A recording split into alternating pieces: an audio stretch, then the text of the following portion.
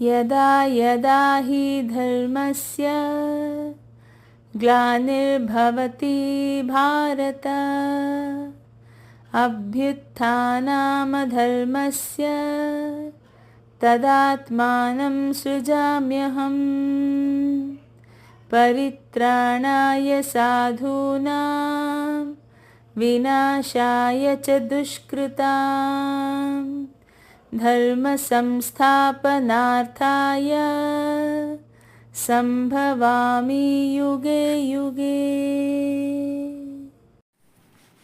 ಭಗವದ್ಗೀತೆಯ ಮುಂದಿನ ಭಾಗ. ಆತ್ಮಜ್ಞಾನ ಪಡೆಯಬೇಕೆಂಬ ಆಸೆ ಎಲ್ಲರಲ್ಲೂ ಬರುವುದಿಲ್ಲ. ಪೂರ್ವಜನ್ಮದ ಸಂಸ್ಕಾರ ಇರುವವರಿಗೆ ಸಕಾಲ ಬಂದಾಗ ಆಸಕ್ತಿ ಬರುತ್ತದೆ. ಆಸಕ್ತಿ ಶ್ರದ್ಧೆಗೆ ಕಾರಣವಾಗುತ್ತದೆ. ಆಗ ಅವನ ಮನಸ್ಸು ಅದನ್ನು ಪಡೆಯುವ ಬಯಕೆ ಉಂಟಾಗುತ್ತದೆ. ಅದಕ್ಕೆ ಸಂಬಂಧ ವಾತಾವರಣ ಭಗವಂತನೇ ಕಲ್ಪಿಸಿಕೊಡುತ್ತಾನೆ. ಕೆಲವು ಚಟಗಳು ನಾವು ಅಂಟಿಸಿಕೊಂಡಾಗ ನಾವು ಬಿಡಲು ಪ್ರಯತ್ನಿಸಿದರೂ ಅದು ನಮ್ಮನ್ನು ಬಲವಾಗಿ ಬಂಧಿಸಿಬಿಡುತ್ತದೆ.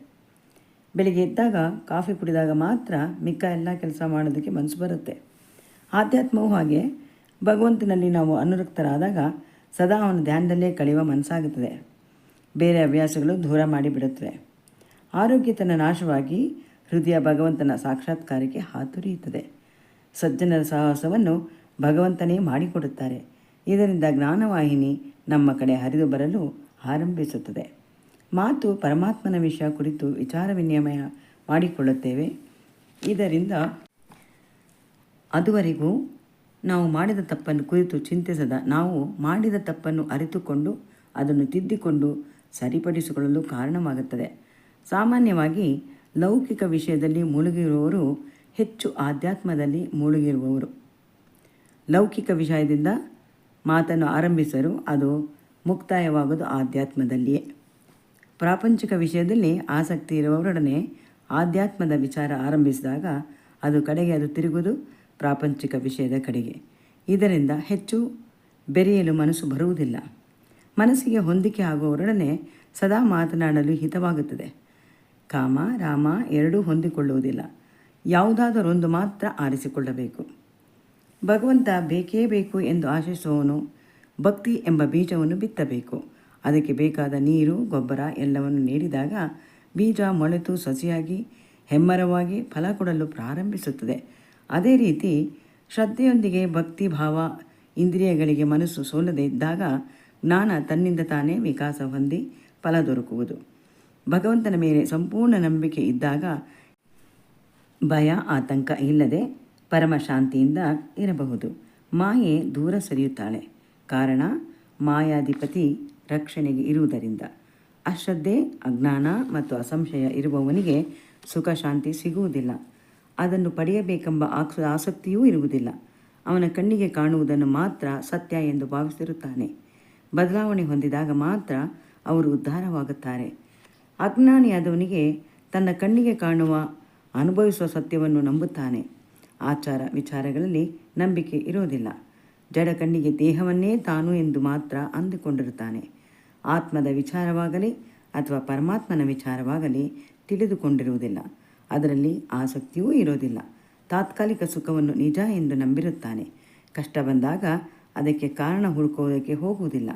ಪುಣ್ಯ ಪಾಪ ಕರ್ಮಗಳ ಕಡೆಗೆ ಗಮನವೂ ಇರುವುದಿಲ್ಲ. ಇದರಿಂದ ಅವನ ಕರ್ಮಕ್ಕೆ ಅನುಸಾರವಾಗಿ ಅನುಭವಿಸುತ್ತಾನೆ. ಎಲ್ಲವನ್ನೂ ಅಲಕ್ಷ್ಯದಿಂದ ನೋಡುವವನು ಎರಡನೆಯವನು. ಅಶ್ರದ್ಧೆಯಿಂದ ಕೂಡಿರುವವನು ಎಲ್ಲ ವಿಷಯದಲ್ಲೂ ಅಸಡ್ಡೆ ತೋರಿಸುವ. ಯಾವ ವಿಷಯವನ್ನು ಒಳಹೊಕ್ಕು ಅರಿಯುವುದಿಲ್ಲ. ತಾನು ಅಂದುಕೊಂಡಿರುವುದೇ ಸರಿ ಎಂಬ ಭ್ರಮೆಗೆ ಒಳಪಟ್ಟು ಎಡವಿ ಬೀಳುವನು. ನಾನು ಭಗವಂತನ ಅಧೀನ ಎಂದು ಅಂದುಕೊಳ್ಳದೆ ಭಂಡತನದ ಬಾಳನ್ನು ಅಪ್ಪಿಕೊಂಡಿರುವನು. ಮೂರನೆಯವನು ಎಡಬಿಡಂಗಿ. ಎಲ್ಲವನ್ನೂ ಸಂಶಯದಿಂದ ನೋಡುವವನು. ಈ ಡೋಲಾಯಮಾನ ಸ್ಥಿತಿಯಲ್ಲೇ ಅವನ ಮನಸ್ಸು ನಿಂತಿರುತ್ತದೆ. ಯಾವುದನ್ನು ಬೇಗ ಒಪ್ಪಿಕೊಳ್ಳುವುದಿಲ್ಲ. ಹಾಗೆಂದು ಸುಳ್ಳು ಎಂದು ಅಂದುಕೊಳ್ಳಲು ಮನಸ್ಸು ಒಪ್ಪುವುದಿಲ್ಲ. ಸತ್ಯ ಇರಬಹುದೇ ಎಂಬ ಅಪನಂಬಿಕೆ ಅವನನ್ನು ಕಾಡುತ್ತದೆ. ಇದೇ ಅವನಿಗೆ ದೊಡ್ಡ ತಾಪತ್ರ್ಯವಾಗಿ ಕಾಡುವುದು. ಸುಖವನ್ನು ಅನುಭವಿಸುತ್ತಾ ಇರುವಾಗಲೂ ಕಾಡುವುದು ಸಂಶಯ. ಅದನ್ನು ದೃಢಪಡಿಸಿಕೊಳ್ಳಲು ಪರೀಕ್ಷಿಸಿ ನೋಡುವ ಮನಸ್ಸು ಇರುವುದಿಲ್ಲ. ತನಗೆ ಸಿಕ್ಕಿರುವ ಸುಖವನ್ನು ಪೂರ್ಣ ಮನಸ್ಸಿನಿಂದ ಅನುಭವಿಸಲು ಸಾಧ್ಯವಾಗದೆ ಅತೃಪ್ತಿ ಅವನಲ್ಲಿ ಬಾಧಿಸುವುದು. ಇಂದ್ರಿಯಗಳು ತಲುಪಿಸುವ ವಿಷಯಗಳಿಂದ ವಿಚಲಿತಗೊಳಿಸದಂತೆ ದೂರ ಇರುವುದಕ್ಕೂ ಸಾಧ್ಯವಾಗುವುದಿಲ್ಲ. ಪಾಪ ಪುಣ್ಯದ ಅರಿವು ಇರದ ಇವರಿಗೆ ಪೂರ್ವಜನ್ಮ ಅಥವಾ ಪೂರ್ವಜನ್ಮದ ವಿಷಯವಾಗಲಿ ಆಧ್ಯಾತ್ಮದ ಬಗ್ಗೆಯಾಗಲಿ ತಿಳಿದುಕೊಂಡು ತನ್ನಲ್ಲಿ ಅನುಷ್ಠಾನಕ್ಕೆ ತರುವಂಥದ್ದು ಸಾಧ್ಯವಾಗದ ಕಾರ್ಯ. ಮುಳುಗಿದರೆ ಸಮಯ ಹಾಳು. ಯಾವುದನ್ನು ನಾವು ಮಾಡುವುದಿಲ್ಲ. ಅದರ ಬದಲು ಒಳ್ಳೆಯದನ್ನು ಭಾವಿಸಿ ದಿಟ್ಟತನದಿಂದ ಮುಂದಿನ ಹೆಜ್ಜೆ ಇಡಬೇಕು. ನಮಗೆ ಮೀರಿದ ಶಕ್ತಿ ಒಂದು ಇದೆ. ಮಾನಸಿಕವಾಗಿ ಚೇತನಾ ವಿಕಾಸಗೊಳ್ಳಲು ನಾನು ದಾರಿ ಮಾಡಿಕೊಡಬೇಕು ಎಂದು ಭಾವಿಸಬೇಕು. ಆಗ ಮಾತ್ರ ನಾವು ಜೀವನದ ಹೋರಾಟದಲ್ಲಿ ಮುಕ್ತಿ ಪಡೆಯಲು ಸಾಧ್ಯವಾಗುವುದು. ಅರ್ಜುನನ ಯೋಗದಿಂದ ಕರ್ಮಗಳನ್ನು ಆತ್ಮವಂತನೂ ಆಗಿರುವವನು ಕರ್ಮಗಳು ಬಂಧಿಸಲಾರದು. ಶ್ಲೋಕ 41. ನಮ್ಮನ್ನು ಕರ್ಮಶೇಷ ಮತ್ತೆ ಮತ್ತೆ ಸಂಸಾರ ಲೋಕಕ್ಕೆ ಸೆಳೆಯುವಂತೆ ಮಾಡುತ್ತದೆ. ಹುಟ್ಟಿದ ಮೇಲೆ ಕರ್ಮವನ್ನು ಕಳೆದುಕೊಳ್ಳುವುದರೊಂದಿಗೆ ಮತ್ತಷ್ಟು ಕರ್ಮವನ್ನು ನಾವು ಗಂಟಿಕಟ್ಟುಕೊಳ್ಳುತ್ತೇವೆ. ಇದರಿಂದ ಪಾರಾಗಬೇಕಾದರೆ ಕರ್ಮದ ರಹಸ್ಯವನ್ನು ತಿಳಿದುಕೊಳ್ಳಬೇಕು. ಆಗ ಅದರಿಂದ ಪಾರಾಗಬಹುದು. ಈ ರಹಸ್ಯವನ್ನು ಯೋಗ ಎಂದು ಕರೆಯುತ್ತೇವೆ. ಯಾವ ರೀತಿ ಫಲಾಪೇಕ್ಷೆ ಇಲ್ಲದೆ ಯಜ್ಞವೆಂದು ಭಾವಿಸಿ ಮಾಡಬೇಕು. ನಾವು ಪುಣ್ಯವೇ ಮಾಡಲಿ ಅಥವಾ ಪಾಪವೇ ಮಾಡಲಿ ಅದು ಕರ್ಮ ಬಂಧನವಾಗುತ್ತದೆ. ಆಗ ಅದನ್ನು ಕಳೆದುಕೊಳ್ಳಲು ಹುಟ್ಟು ಸಾವಿನ ಚಕ್ರದಲ್ಲಿ ನಾವು ಸಿಕ್ಕಿದಂತೆ. ಇದರಿಂದ ಬಿಡುಗಡೆ ಬಯಸಿದವನು ಪಾಪ ಪುಣ್ಯಗಳ ಬಂಧನದಲ್ಲಿ ಸಿಕ್ಕಿ ಹಾಕಿಕೊಳ್ಳದಂತೆ ಎಚ್ಚರ ವಹಿಸಬೇಕು. ನಾವು ಯಾವ ಕರ್ಮ ಮಾಡಿದರೂ ನಾನು ಮಾಡುತ್ತಿಲ್ಲ, ನನ್ನ ಒಳಗಿರುವ ಭಗವಂತ ನನ್ನ ಈ ಶರೀರವನ್ನು ಸಾಧನವಾಗಿ ಉಪಯೋಗಿಸಿಕೊಂಡು ಅವನು ಮಾಡುತ್ತಿರುವ ಕಾರ್ಯ ಎಂದು ಸದಾ ಎಚ್ಚರದಿಂದ ಇರಬೇಕು. ಆಗ ನಾವು ಪಾಪ ಕಾರ್ಯವಾಗಲಿ ಪುಣ್ಯ ಕಾರ್ಯವಾಗಲಿ ಯಾವುದೂ ಮಾಡಿದ ಹಾಗೆ ಆಗೋದಿಲ್ಲ. ಕರ್ಮ ಮಾಡಿರದ ಮೇಲೆ ಅದನ್ನು ಅನುಭವಿಸುವ ಸಾಧ್ಯತೆ ಎಲ್ಲಿರುತ್ತದೆ? ನಾವು ಒಬ್ಬರಿಗೆ ದಾಹವನ್ನು ಇಂಗಿಸಲು ನೀರನ್ನು ಕೊಡುತ್ತೇವೆ. ಆಗಲೂ ನಾವು ಮನಸ್ಸಿನಲ್ಲಿ ನನ್ನಲ್ಲಿರುವ ಆತ್ಮ ನನ್ನ ಕೈಗಳನ್ನು ಉಪಯೋಗಿಸಿಕೊಂಡು ನೀರನ್ನು ಕೊಡುತ್ತಿದೆ ಎಂದು ತಿಳಿಯಬೇಕು.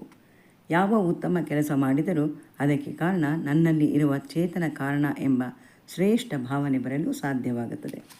ನಾನು ನನ್ನದು ಎನ್ನುವುದನ್ನು ಬಿಟ್ಟು ಯಜ್ಞ ದೃಷ್ಟಿಯಿಂದ ನಾವು ಮಾಡಿದಾಗ ಆಸೆಗಳು ಬತ್ತಿ ಹೋಗುತ್ತದೆ. ಆಗ ವಿವೇಕ ಜ್ಞಾನ ಬರುತ್ತದೆ. ಚಿತ್ತಶುದ್ಧಿಯಾದ ಮೇಲೆ ಸತ್ಯವನ್ನು ಕಂಡುಕೊಳ್ಳಲು ಸಾಧ್ಯವಾಗಿ ಸಂಶಯ ಪಿಶಾಚಿ ದೂರ ಸರಿಯುತ್ತದೆ. ಇಂದ್ರಿಯ ನಿಗ್ರಹವಾಗಿ ಆತ್ಮಜ್ಞಾನವಾಗಿ ಕರ್ಮ ನಾಶವಾಗುತ್ತದೆ. ಕರ್ಮ ಅಂಟಿಕೊಳ್ಳುವುದಿಲ್ಲ. ಆದುದರಿಂದ ಅಜ್ಞಾನಜನ್ಯವಾದ ನನ್ನ ಹೃದಯದಲ್ಲಿರುವ ಆತ್ಮನಿಗೆ ಸಂಬಂಧಪಟ್ಟ ಸಂಶಯಗಳನ್ನು ಜ್ಞಾನ ಖಡ್ಗದ ಮೂಲಕ ಛೇದಿಸಿ ಯೋಗದಲ್ಲಿ ನೆಲೆಸುವ ಅರ್ಜುನ ಕಾರ್ಯೋನ್ಮುಖನಾಗು. ಅರ್ಜುನನಿಗೆ ಆತ್ಮ ಇದೆಯಾ? ಈ ದೇಹಕ್ಕೂ ಆತ್ಮಕ್ಕೂ ಸಂಬಂಧಗಳೇನು? ಯುದ್ಧದಲ್ಲಿ ಗುರು ಹಿರಿಯರನ್ನು ಕೊಂದು ನಾನು ಪಾಪ ಕಟ್ಟಿಕೊಳ್ಳುವುದಿಲ್ಲವೇ ಎಂಬ ಅನೇಕ ರೀತಿಯಲ್ಲಿ ಸಂಶಯ ಕಾಡುತ್ತಿತ್ತು ಅರ್ಜುನನಿಗೆ. ಕೃಷ್ಣ ಬೋಧನೆ ಮಾಡಿದ ಮೇಲೆ ಮನಸ್ಸು ನಿರ್ಮಲವಾಯಿತು. ಶ್ರೀಕೃಷ್ಣ ಅರ್ಜುನನನ್ನು ಬೋಧನೆಗೆ ಸೀಮಿತಗೊಳ್ಳದೆ ಮಾತಿನಿಂದ ಬಡಿದೆಬ್ಬಿಸುವನು. ಯೋಗದಲ್ಲಿ ನೆಲೆಸಿ ಯುದ್ಧಕ್ಕೆ ಸಿದ್ಧನಾಗು ಎಂದು ಹುರಿದುಂಬಿಸುವನು. ಗಹನವಾದ ತತ್ವ ಹೇಳಿದರೂ ಮಾಡಬೇಕಾದ ಕರ್ತವ್ಯದ ನೆನಪನ್ನು ಮಾಡುತ್ತಾನೆ. ಆದರೆ ಯೋಗದ ದೃಷ್ಟಿಯನ್ನು ಇಟ್ಟುಕೊಂಡು ಮಾಡೆಂದು ತಿಳಿಸುತ್ತಾನೆ. ಭಗವದ್ಗೀತೆಯ ಮುಂದಿನ ಭಾಗ ಮುಂದಿನ ದಿನಗಳಲ್ಲಿ.